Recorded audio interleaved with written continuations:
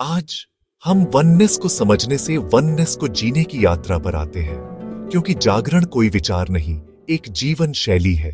एक करुणा, हर चेहरे में खुद को देखना। जब आप किसी को देखते हैं तो क्या देखते हैं? अजनबी, कहानी, समस्या या उसी चेतना का एक और रूप? करुणा वहीं जन्म लेती है जहां आप समझते हैं कोई दूसरा नहीं, सब मैं ही अलग रूप में हूं। हर दया का कार्य पूरे ब्रह्मांड की ऊर्जा बदल देता है। दो अद्वैत चेतना, भीतर की लड़ाई का अंत।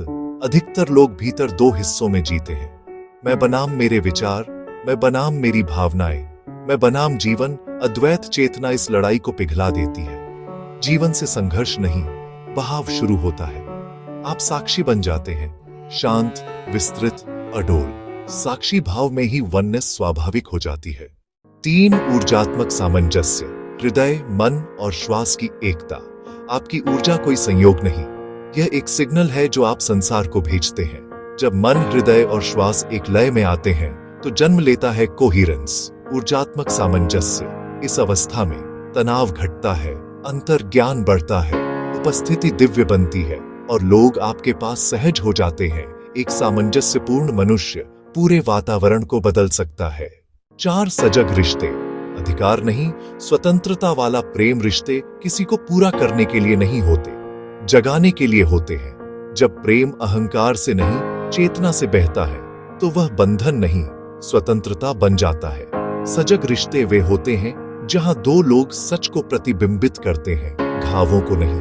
यही रिश्ते वननेस के द्वार बन जाते हैं। 5 समर्पित सेवा, जागरण का सर्वोच्च रूप।